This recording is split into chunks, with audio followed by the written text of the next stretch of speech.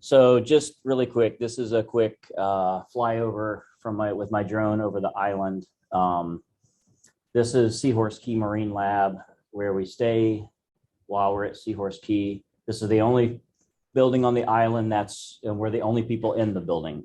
This is the dock and the living lab to the back of the island. There are lots of oyster reefs here, lots of birds that fly around.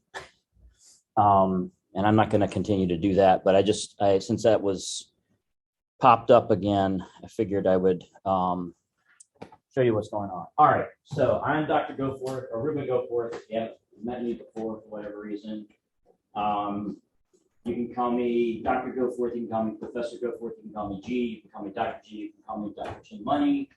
You can call me just about anything you're comfortable with. You can call me Ruben if you want, that's cool. In fact, a lot of times when I do field courses, I really encourage folks to just use first names because we're there together for 10 days or so. And it's, this sort of mix between formal and informal, I would say, right? Because I am there to teach you. I'm there to help you to learn how to use a bunch of different skills and technique and sampling gears. I'm there to help you ID a lot of different organisms and that kind of thing. But if I did it completely professionally, you'd probably want to kick me off the island pretty quick because I would just be boring, and I don't like to be boring. So, all right. So the big thing right off the top is the estimated cost for the trip for this year is almost $1,900. So the other thing is that, and I kind of did a first run experiment with this last year. Is having folks meet me down there as opposed to having everybody in a caravan. I've always done that, and all the other years that I have taught this class. But I feel like I'm really running out of luck on this. And what I mean by that is it would be absolutely devastating for me if we had an accident with one of the vans where a bunch of people got hurt or a bunch of people even died. I mean, I don't care what the implications are, the legal implications and all that kind of crap, right? And it's not because I don't trust my student drivers to do it. It's that there are all these other people on the road that cause problems. And I think last year we saw how many, 5 accidents on the way down? Yeah, on the way down and on the way back. The way back was a lot worse. Yep. It was too many. It was we counted at least 12 on the way back. And there was a big storm also coming on the way back. And honestly, I could barely see out of my window. I've been driving for a lot longer than you guys have, and I was white knuckling it through that. So I've just seen too many stories about university vans that get in accidents and that are really bad. And so I decided to cut out having everybody go down in a caravan. Now, so you basically have, 2 choices. You can road trip it down there. I'm looking to make sure that there's parking for folks that are doing the long-term parking. I mean, honestly, if you want to go along with us as a caravan in your personal vehicle, that would be fine with me, but you have to also keep in mind that my stupid F-250 pickup only gets 10 miles to the gallon when it's towing the trailer down there. And I don't know what brain donor decided that it was good to put a 25-gallon fuel tank in a 3/4 ton truck, but you can do the math. It only gets 250 miles on the tank of gas. So that means that we have to stop fairly often. Otherwise, I had folks. Well, Riley, you flew last year, yeah. But you went through Tampa, right? Yeah, I flew in Tampa. That's not an option unless you are willing to get an Uber to take you from Tampa to where we are, because it's just too far for me to have a shuttle service. It's 2.5 hours, 2 to 2.5 hours is what I've heard. Yeah, it might be a little bit longer than that. And it might even be a little bit longer than that. That's way too much time for me to have a shuttle service. I looked at airfare. You can fly into Gainesville Regional Airport for $419 to basically $570. if you buy, if you go ahead and get your tickets at this point. Yeah. Flying out of Indianapolis is always higher. So if you choose another airport, that's the better thing to do. And that is also figuring in that you're leaving from Indy. And I know not everybody would necessarily leave from Indy, right? I just out of curiosity, I looked to see how much cheaper it might be to go from Indianapolis to Tampa. And it was like $20 cheaper, something like that. And I'm not going to run shuttles to get people from Tampa so they can save $20, because we're going to spend more than that in gas and whatnot and the time lost going back and forth. All right. So that's going to be up to you. I will bug you about it because I want to make sure everybody has their transportation and whatnot. I will be going down with the TAs, our field equipment coordinator for the fisheries and aquatic sciences folks. His name is Ben Siegel. Ben is going to go along, and I'm pretty sure I'm trying to put the screws to him to find out for sure if he's going to do it or not. But Dr. Rado Gazzo, who is a professor in wood products here, is probably going to be with us too. And you might look at me and say, well, why the hell do we have somebody from wood products? He is one heck of a sailor. He might even actually, I don't know when he's going to get the results back, but he's like this close to having a captain's license that would allow him to, gosh, what was it that he could, I can't remember the size ship that he could captain, but it's like 1,000 tons or something like that. I mean, we're talking a big ass boat, right? So, and he was incredibly helpful. He went for the first time with me last year. He was extraordinarily helpful in basically taking care of a lot of things that I normally do that get in the way of me being able to teach. And so he basically freed me up to do a lot more teaching and have a lot more contact time with the students last year. And that was really, really nice. All right. So again, where we're doing this is Seahorse Key Marine Lab. This is I think 1800s lighthouse that has been converted into effectively a bunkhouse. It's run by the University of Florida, but the property is actually owned by, and the lighthouse is owned by the Department of the Interior. So they basically lease this to be able to manage it there. And it is actually a really cool, from my point of view, it's a really cool place to be. Up until 2019, we camped for this course. So we were staying at campgrounds and that kind of thing. So this is a step up because I don't have to have an outdoor kitchen and you don't have to sleep in tents and that kind of thing. You can see like these folks here from last August, things are cramped. All right. This is not going to be any kind of luxury accommodation by any means. And in fact, I would classify pretty much everything as being rustic there. Is that fair? Yeah. All right. Barely rustic. No, I don't. No, it's very. Oh, very. Okay. So you need to be prepared that it's managed as one big open space effectively. Why is that? So there's not a whole lot of privacy, but you know what? We're all adults and we can get along with that. If you can't, you're not made for this trip. Why do we do that? Because if we did close off rooms at night, we would be frickin' steamed oysters by the next morning. We have to try to keep everything opened up so that there's air movement through the building throughout the night, or else it would be even more miserable. So there are only 2 bathrooms there. Actually, there are 3, but there are only 2 bathrooms that have showers. And so there is a kitchen there. I do all the cooking. And I do all the cooking because I've tried to let students do some of the cooking in the past and they just ruined a bunch of food. So I'm just not, just because you're 20 years old doesn't mean you know how to cook, or keep your eye on the oven or anything like that, even when it's simple. So I think it's fair to say I make pretty decent food. All right. So this was like fried fish night, and we've got, some vats of mac and cheese and some cornbread and baked beans. Oh, and this was I do vegan, vegetarian options. So if anyone is vegan, I can accommodate that without any problem.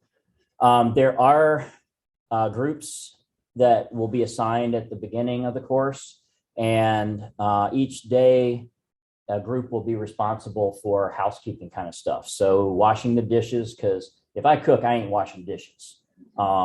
Cleaning the bathrooms, and yes, I'm going to stick to that this time because it's a lot of people using just 2 bathrooms. So we can be good. We can be big about this and make sure that they stay clean. Vacuum and sweep the floors.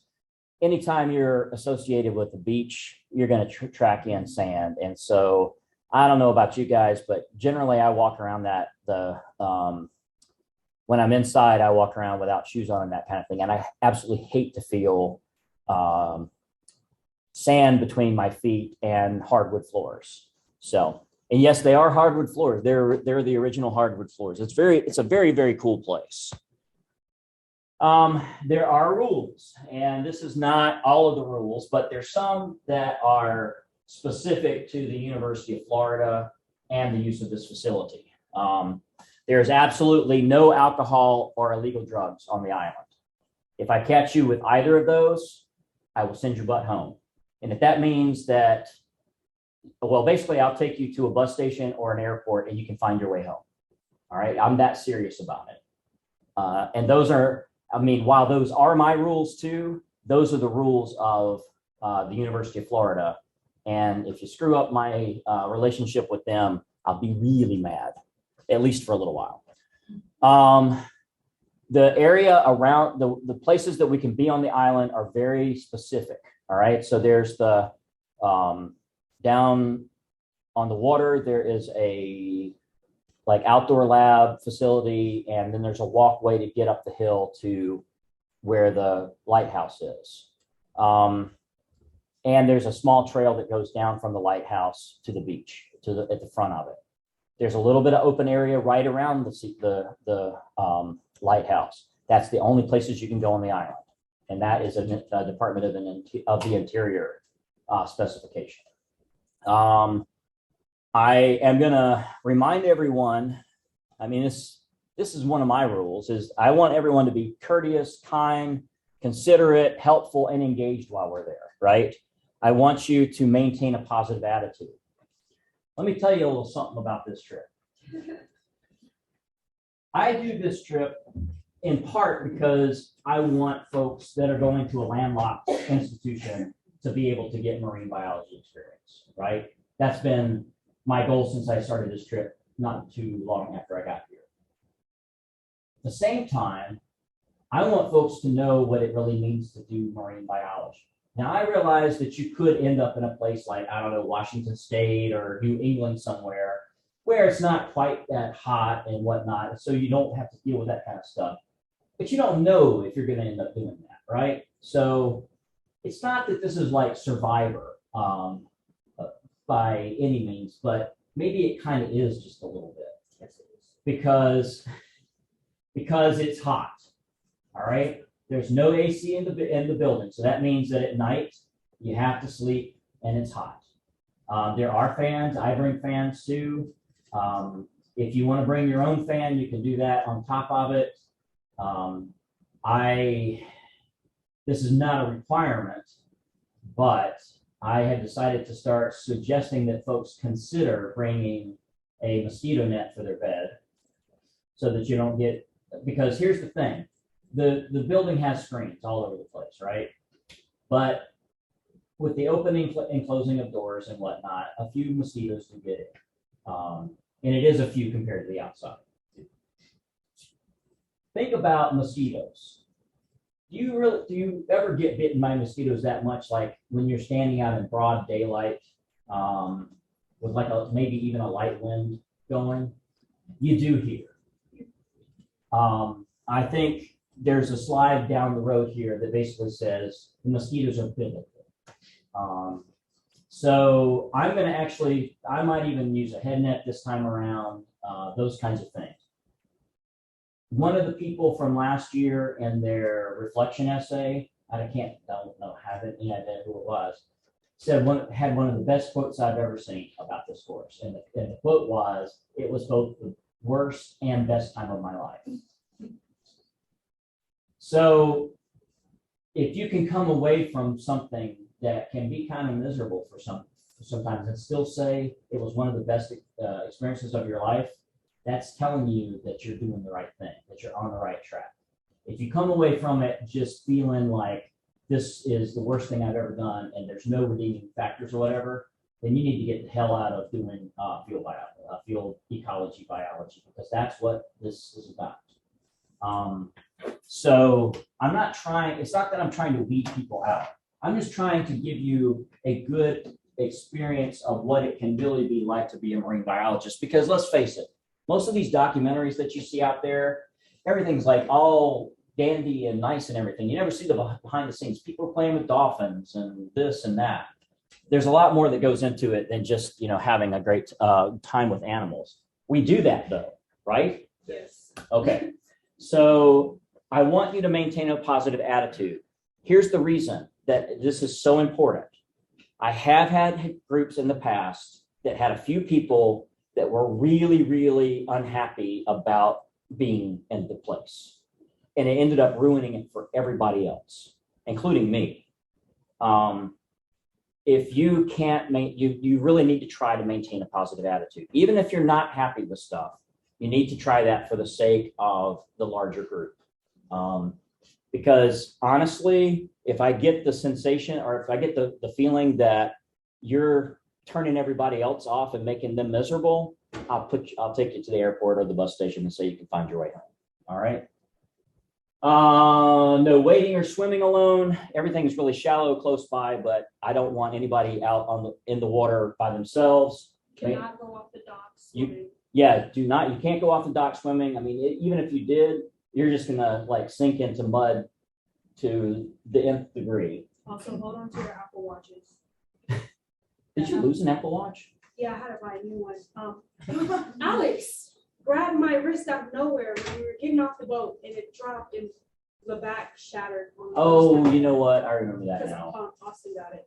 Which actually brings me to a point that I'll make later, and that is for electronics, please bring as few electronics as possible. I mean, even having a laptop computer there, it could be humid enough that it could fry your motherboard. So let's just not, if you have a really good reason to have a laptop, then we can take it and we can put it in a big Ziploc bag with rice when it's not being used and that kind of thing. But I don't want to do that for everyone, right?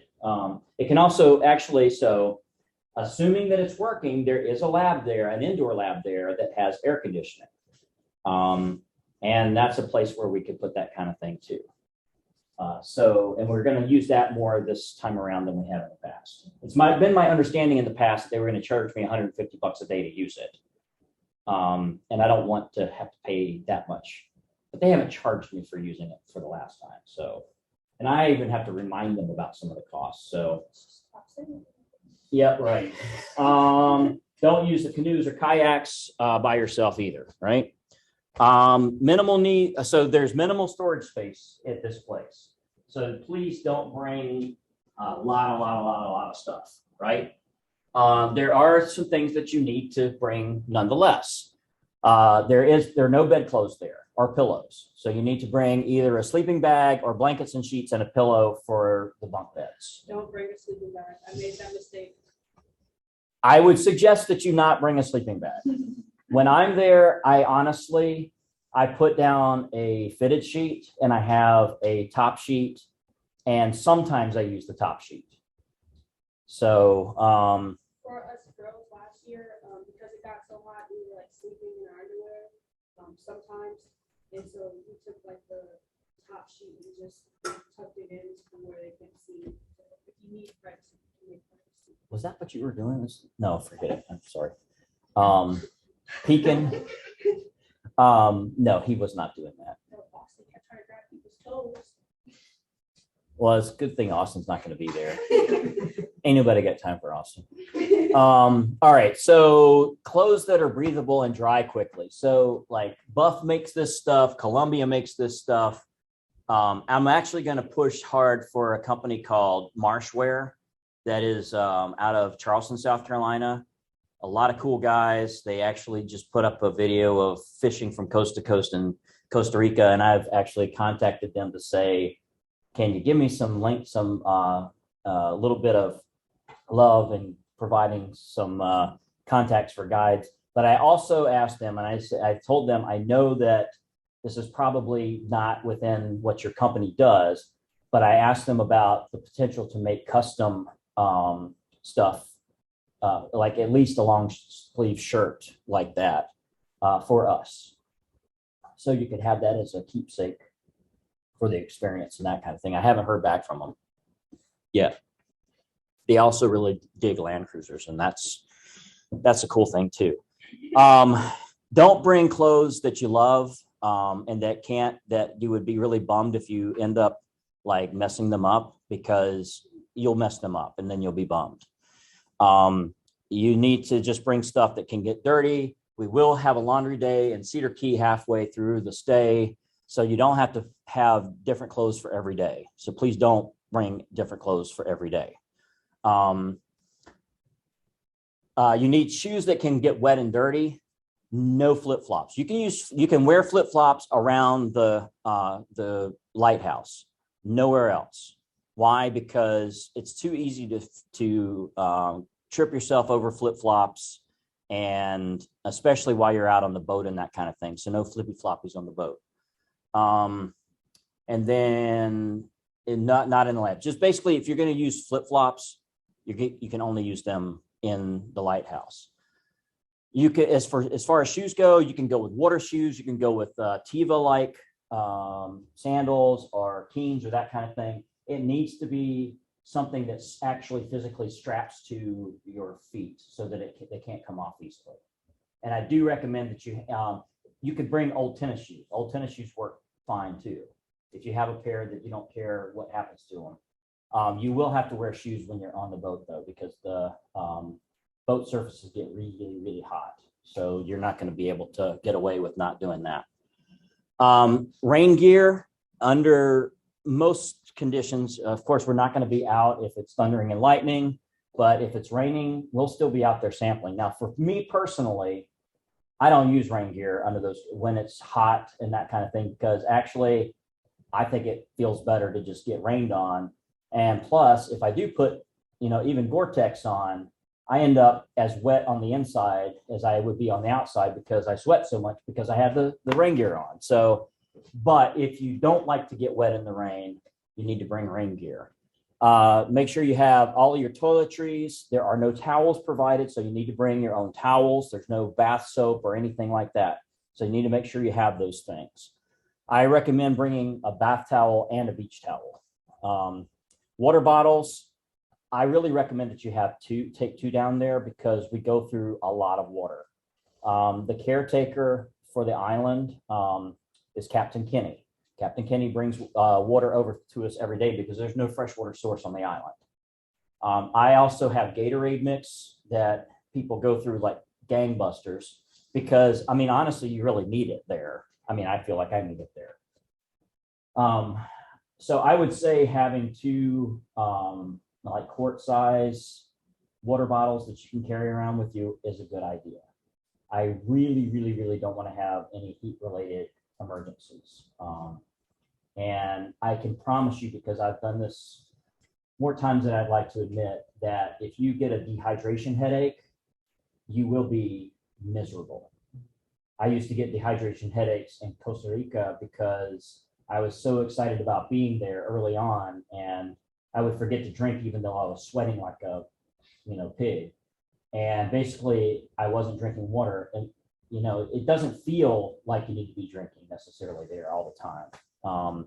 But you're still sweating a lot. And I got dehydration headaches. The only way I could knock them out was to take like 4 ibuprofen, 2 Tylenol, and go to sleep for 5 hours. You don't want to do that. Let's keep things easy, right? Sunscreen and or sun protective gear. All right. So, I mean, I admit that I kind of go full tilt on the sun protective gear at this point. I don't care. I don't care what people think I look like. You know what? If I can be like a coastal ninja, that's just fine with me. For me, it's easier to just go ahead and have this stuff on and not have to worry about reapplying sunblock. I have a bad tendency to forget reapplying sunblock. So I just go ahead and do this. I don't typically wear long pants, but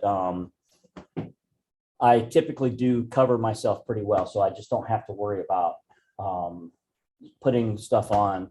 And I don't care if you go out and you never get burned, this sun is going to be intense. And I've had people that have gone there who told me, nah, I never get burned, who ended up with second-degree burns. And I have had second-degree burns from sunburn before, and it's not pleasant, especially if you're in a place where there's no air conditioning. Just think about like having a bunch of blisters on your back and you're trying to sleep and there's no air movement and it's hot. Not really good. Bug spray. This is where I have the mosquitoes are biblical at Seahorse Key. You're going to want to have something that's strong. DEET. The product I use now is called Greener Ways Organic Insect Repellent. It actually works. And you can get it on Amazon.com. What? Oh, I thought you said something. I thought you were going to say it didn't work for me, but Nothing worked for me. sometimes there are people that are magnets for mosquitoes, and there's Don't wear black. yeah, don't wear black. And honestly, you might want to consider again having mosquito netting for your bunk, but even like maybe having headgear, mosquito netting headgear, especially for when we have to load and unload all of the equipment that goes over to the island. Snorkeling gear, if you have your own and you want to use it, that's fine, bring it along. If you don't have it, you don't have to go buy your own. I have plenty of snorkeling gear that I can lend out to folks. So that one's up to you. Electronics, I mentioned earlier, keep that to a minimum, please, because I don't want folks to be ending up with problems based on that. So in terms of health and safety, there are two basic types of hazards. There are organismal hazards and there are environmental hazards. There are fish with spines like hardhead catfish and gaff topsail catfish. And honestly, I actually have been hit by one of these before. It flipped off my line and hit me in the shin. And I still have a scar from that one. But they have a toxin associated with those spines, and that hurt like a mofo. And my understanding is that gaff topsails are even worse. So I will show you how to handle these guys so that they can't get you, or that they shouldn't be able to get you. If you're uncomfortable, I wouldn't. Yes. Just don't handle it because you're going to end up panicking. Yes, that's absolutely right. If you're uncomfortable ultimately with it, that's okay. You can step off.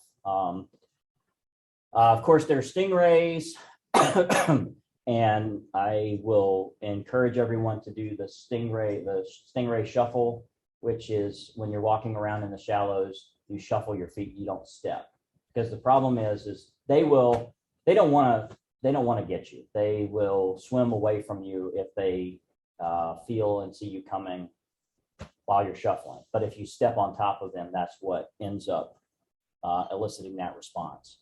There are sharks. Most of the Atlantic sharp-nosed sharks are pretty small there. There are some bonnet heads that get about as big as the sharp nose there. And then there are blacktip sharks. The ones that we see are all generally pretty small. Like that, this blacktip is probably about 5 feet long, maybe closer to 4-ish. I don't know. Anyway, they're not out to get you either. They're bonnet heads and sharp-nosed sharks. They're not going to bite you unless you're handling them and you're careless while you're handling them. There are cases where blacktip sharks have bitten people on the legs in shallow water because they were just confused.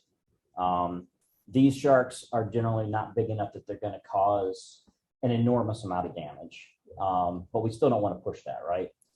The main thing with these is just when we're handling them to, in most cases, just let someone who knows what they're doing handle the sharks, okay? So that you don't end up getting your hand bitten or anything like that. So sea turtles, we see a fair number of green sea turtles down there now. And you might say, oh, sea turtles are so cute. How could they possibly hurt anyone? Well, their beaks are like crazy sharp and they can lop off a finger very, very easily. So, and they are endangered species. And I've actually talked with the Florida folks about whether I need to get an endangered species permit because I do end up handling them, not because I'm trying to handle them, but because they're bycatch in gill nets.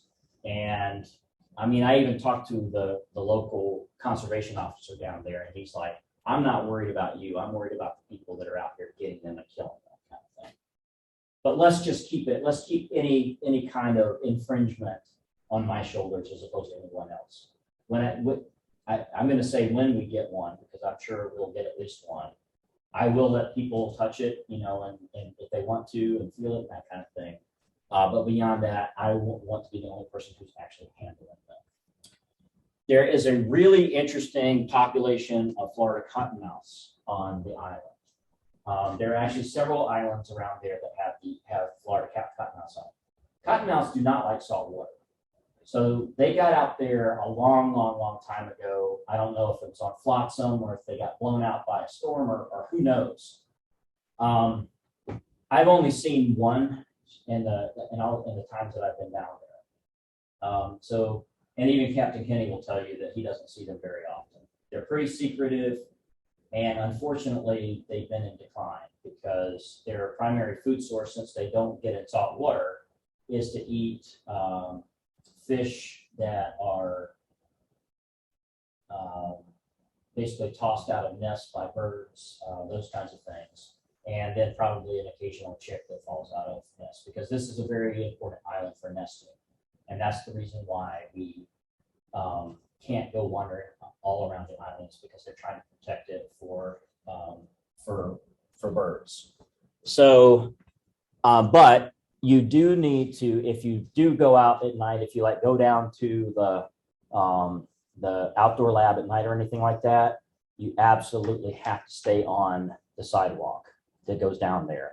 And then you absolutely have to stay on the dock itself. The one that we saw was on the dock, actually. And I'm actually wondering if it was because there are some live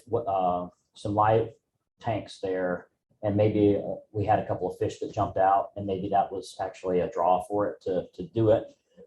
Again, the snakes are not out to get any of us. The only way that we're going to have problems with snakes is if we step on one. And you can prevent that by having either a flashlight or a headlamp anytime you go out at night,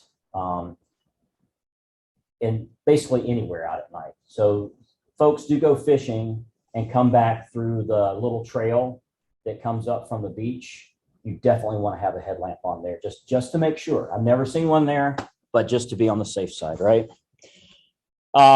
There are some invertebrates to be concerned about. You know, oyster shells are absolutely razor sharp. There have been times that I've actually just kind of put my hand, I mean, like I'm just barely touching the surface right now on an oyster, and it's cut my fingers. So you need to be aware of that. There are some oyster beds out there, and that can be a problem. But as long as you're paying attention, and this is to further, so I'm sorry, every now and then I get lost for words. Emphasize the need to always have something on your feet, because you can step on oyster shells with tivas and that kind of thing and be fine. But if you're barefooted, I've had students get cuts, and I've had at least one student who had to go to urgent care for stitches because they stepped on an oyster. And I'll tell you also, because of the potential for contamination in that kind of a cut, it ain't pleasant to have it cleaned out. So, what's that? Let's spray a saline oil in there. Oh yeah. I mean, it's Yeah. It ain't nice. There also in that neck of the woods, there are sea pins, which are which is this thing over here. And effectively you're seeing the whole animal there, but typically all you really see is this portion of the animal that's got like some growth on it here, because they are vertical in the substrate. And I have actually cut my foot pretty decently on those in the past because I got over confident about walking around there. There are not a lot of them around, but they will split you wide open if you step on one. So you don't want to do that. Blue crabs and stone crabs. I mean, generally speaking, I'll show you how to handle these crabs so it's not going to be an issue for you. I remember as a kid thinking that, oh, well, if I get pinched by a blue crab, it's not going to be that big of a deal. The sucker drew blood because I was careless with the way I was handling it. It was the subject of humor for my best friend's family for a long time afterwards. In other words, they can't hurt you. Some stone crabs can have claws that are strong enough to break a finger. Maybe not break it off, but break your finger. There are sea nettles, these jellyfish around down there. I mean, is it unpleasant? Yeah, it's unpleasant. I do have a jellyfish rinse that we can use so that you don't have to pull who was it in Friends that had, any of you watch the sitcom Friends? Oh, come on. You got to watch that in syndication. Friends was such an awesome show. Well, anyway, there was a whole episode about two of them being out on the beach, one of them getting stung by a jellyfish and the other one peeing on their leg so that because apparently that does work. Let's not have to do that. I actually have some juice that you can use for that. Portuguese man of war can be there. I have seen a few of them. The sting from these is a lot more serious. So if you see something floating on the surface that's kind of purple to blue, get the hell away from it is the most important thing there. So environmental hazards, I include rip currents here, but really rip currents are not an issue for us. It's shallow enough there typically, and they're just really, doesn't have the right conditions for rip currents. That doesn't mean that I don't want you to at least be aware of what to do. And so that's in your packet. The key thing is that if you ever find yourself being pulled out against your will, don't try to swim directly back in because you're just going to exhaust yourself and die. You need to basically swim to the side and then come towards shore and you'll be fine. Because these typically are very highly localized. I got caught in one last summer at Panama City Beach, and it was one of the scariest moments of my life. Not only because, well, I was trying to save my fishing rod too, because I was out there fishing. So I was trying to swim in and not like have to ditch a $250 setup, right? But my wife and my nephew were caught in it too. And my daughter was on the shore, and it was just the four of us down there. And I was trying to make the decision, should I try to help them, or do I need to focus on making sure that at least somebody gets back to shore with my daughter so that she doesn't end up, by herself if the worst happens. That was the worst situation I think I've ever been in. Because ultimately I decided that the best thing for me to do was to try to make sure that I was okay. I was turning around and looking at them, and I could see that they were making progress, but it was an impossible situation. It was not fun. Sun and heat exposure, again, don't underestimate the strength of the sun down there. I will not hesitate to point and laugh at you if you get really sunburned and you're all owie about it. I'll just, I'll pull a Nelson on you. No doubt about it. There are, excuse me, heat-related illnesses.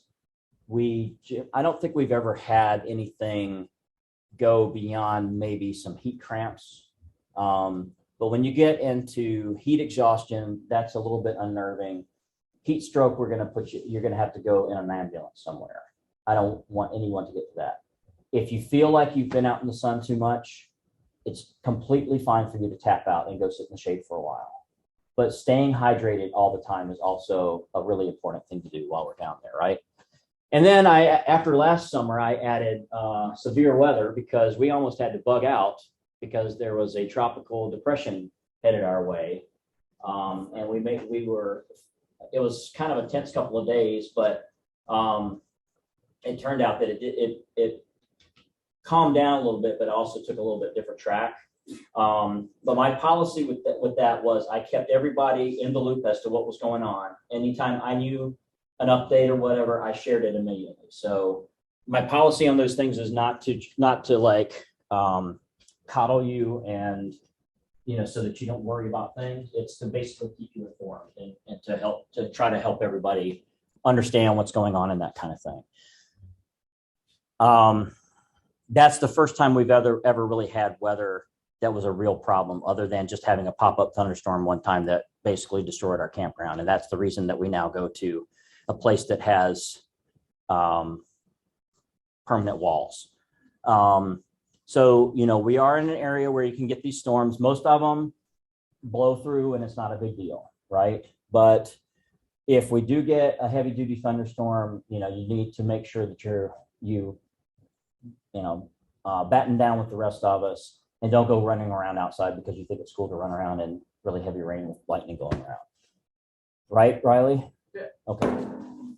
I could just see you doing that. That's fine. No, I can totally see that. No, in all seriousness, we are there during the hurricane season. I feel like we've been very lucky over the years.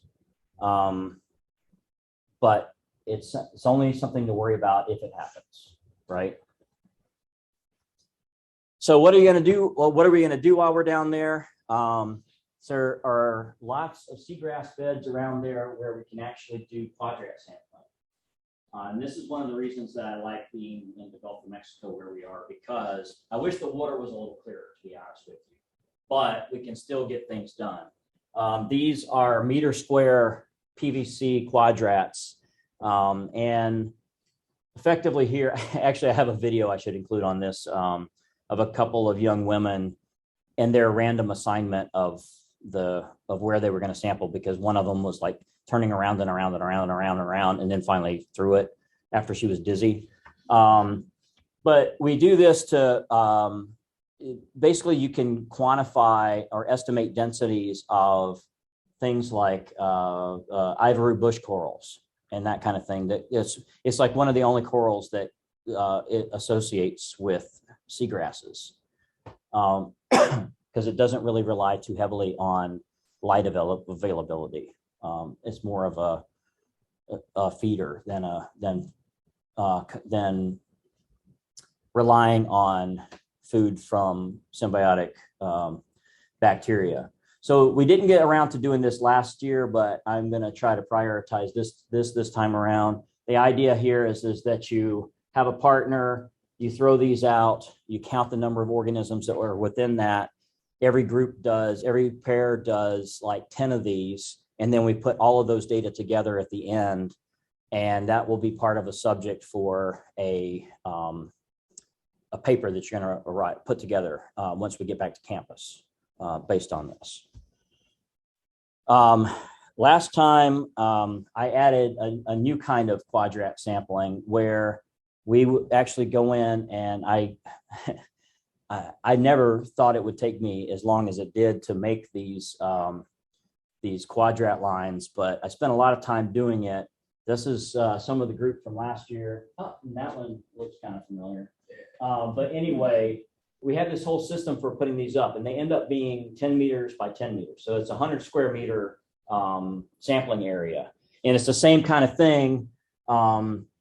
I randomly assign each group of 2 to sample specific cells in this. And part of what we can do with this is you can look at the abundance estimates based on just your data and compare that to everyone's data, because basically after we have, it's going to be 10 groups, we'll have every one of these cells sampled. And so do you normally have time and resources to do that? No, right?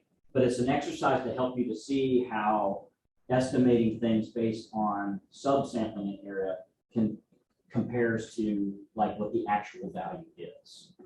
And we weren't able to do this at the location that I wanted to last year because of the weather, but I'm hoping that this year we'll be able to do it so that we can. The thing is, we will definitely set it up at least once at Seahorse Key for practice where it's shallow here, because the place I want to take you is a little bit deeper than that. I mean, it's maybe this deep or something like that, but it's going to be a little bit more challenging. But on the other hand, there are sea urchins and bay scallops there that we don't have around the Seahorse Key. So that actually gives you an opportunity to see some critters that we don't see around Seahorse Key. We didn't get around to pot gear gap sampling last year either. And again, that was due to a couple of different things. The weather actually did play a role in that, because, and I want to actually take a moment related to that to say, I'm going to have an itinerary. I'm going to do my darndest to stick to it. But you guys need to understand that this has to be an adaptive process. Some things take longer than I think they will. Some things don't take as long. Some days we can't get out and sample because there's a storm going through, that kind of thing. So if you come into this thinking that, you know, this itinerary that I have, that we're going to stick to it and that's all, you can't do that. You have to accept the fact that the field sampling is inherently chaotic. And the best laid plans can go to hell very quickly just based on weather conditions and that kind of thing. All right, so anyway, we'll use pot gears. The pot gears that I have are collapsible crab pots, and we don't typically get quite as many crabs as I would like right around Seahorse Key, but we're gonna try a couple of different locations and sort of compare what that comes like. We'll do a good number of beach seine hauls using, this is a 100-foot seine here, and I have a 50-foot seine here that these folks are pulling in, and we'll do that primarily across the seagrass beds, and then also at the northern, I think it's the northern tip of the island. There's quite a bit of sand there, so you can kind of compare what the fish communities look like between the grassy areas and the sandy areas. We'll do a lot of cast netting, and in fact, that will probably be the first thing that we do. First day, we'll do cast netting and beach seining. It can be frustrating to learn how to cast net. The only thing I can tell you is that I will instruct you the best I can, and it just takes practice. It really honestly takes practice. But once you get the hang of it, it's actually a pretty cool way to sample. And if you're big into fishing, and it's a good way to get bait too. So we will do some gill netting. And this is a quick video of putting out a gill net. I know some of you had gill netting with me in the fall, but there are going to be some folks on the trip who haven't done it before. I will definitely look to folks who have done it before to help instruct those folks who haven't done it, just to make things go as smoothly and as quickly as possible. The gill nets are where we're going to most likely get green sea turtles. And so I generally only set them out for an absolute maximum of 1 hour at a time. What that means is that they're not as productive in terms of getting fish as I kind of would like, but I really, really, really don't want to try to see turtle. That would be devastating. So we will stick with the limited sets to try to make sure that we don't end up taking out any turtles. As you can see, I mean, it can be a little bit challenging when the waves are rocking the boat, while at the same time you're trying to keep the net from tangling up and that kind of thing. But again, it's a great sampling technique, and it's a good skill to know for sure. It's very widely used. Honestly, it's kind of hard on fish, but I think it's important that everyone has an opportunity to see how that goes too. We will do some bottom trawling, and actually when I did this in South Carolina way back when, we did a little bit of trawling there, but I actually ended up last year buying a larger trawl. So instead of having this 8-foot trawl, we're now using a 16-foot trawl. And that honestly, that ended up being one of the best ways to collect a wide range of stuff this last time. It was very cool. I'm really glad that I added that back in. Again, we'll definitely go through with you on shore before we go out how you do this, and then once we get out there, I'll tell you too. Okay, I mean that's part of the instruction for this course.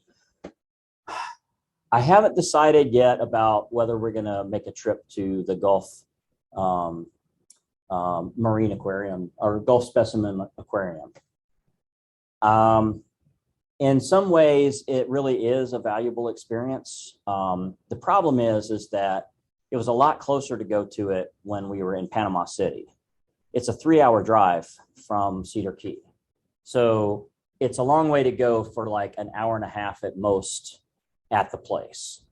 And now that we're only going to have one van down there with us, that actually complicates things a bit more, because then that means that really we'd have to do 2 separate trips. We'd have to do trips, split the class in half and have half go one day and half go another day.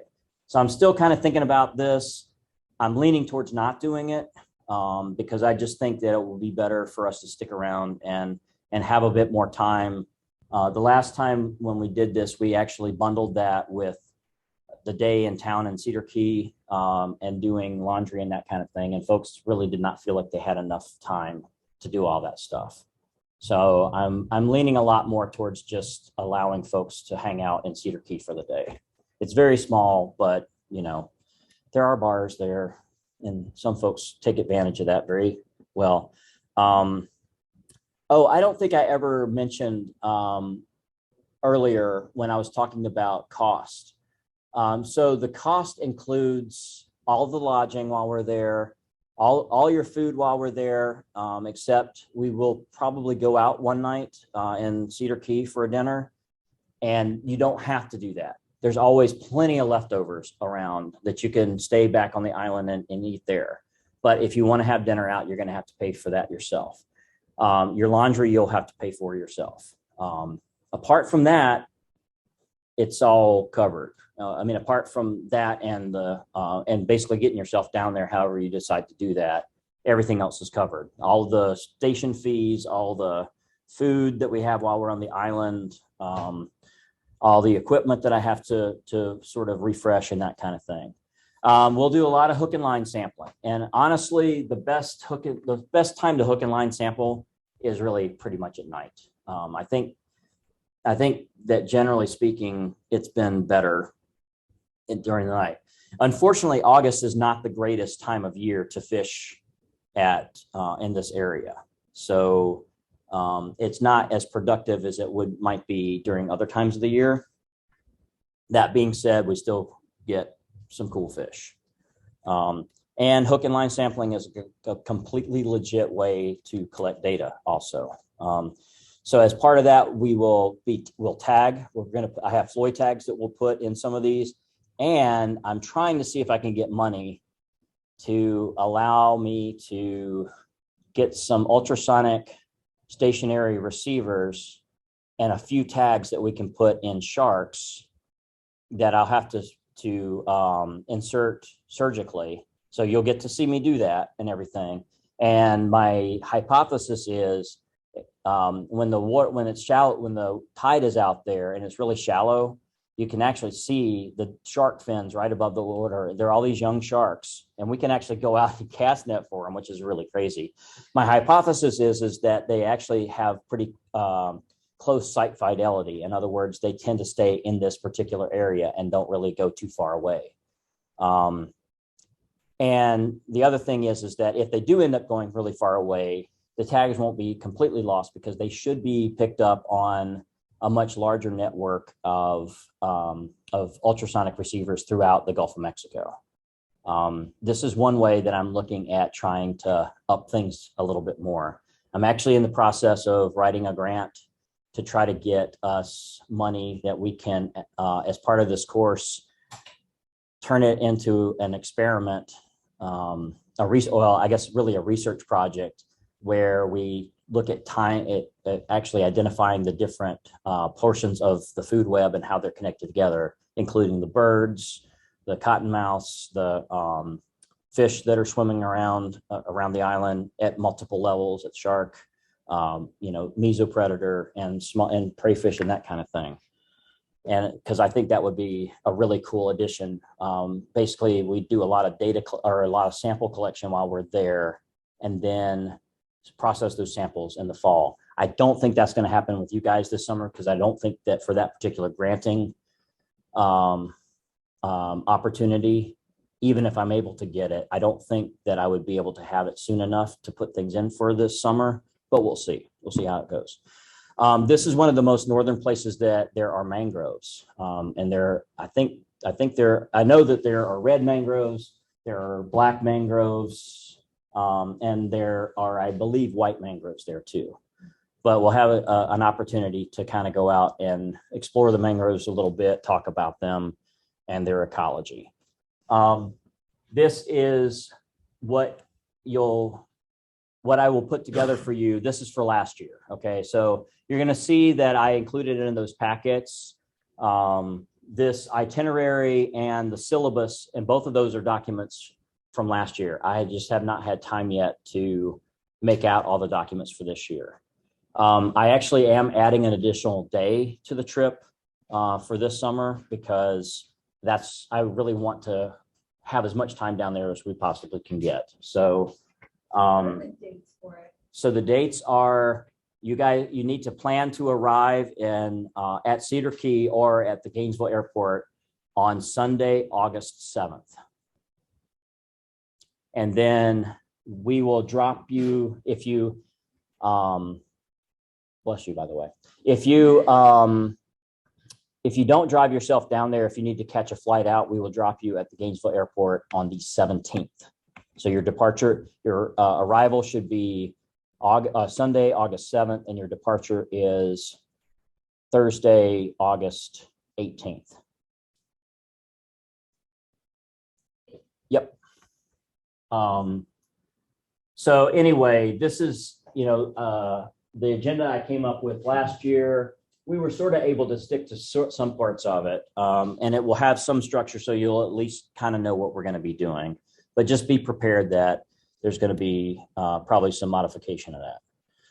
And that's everything that I've got for you right now. Yep. So any questions at this point? You said 17th, right? 17th, yes. Oh, no, 18th. That's nice. Yep. Okay. I think, did I put the wrong one? Shit, I hope I didn't put the wrong one at the beginning of the thing. If I did put the wrong one at the beginning of the presentation, I'll change it. But it is Thursday, the 18th. And if for some reason you see that it's not, oh yeah, I never did put the date on here. There was a version that actually had the date, believe it or not. Huh. All right. So yeah, I know what I did. It was a cut and paste error. But yes, those are the dates for sure. All right. And at this point, like I said, I'm anticipating that there will be at least 18 people on the trip.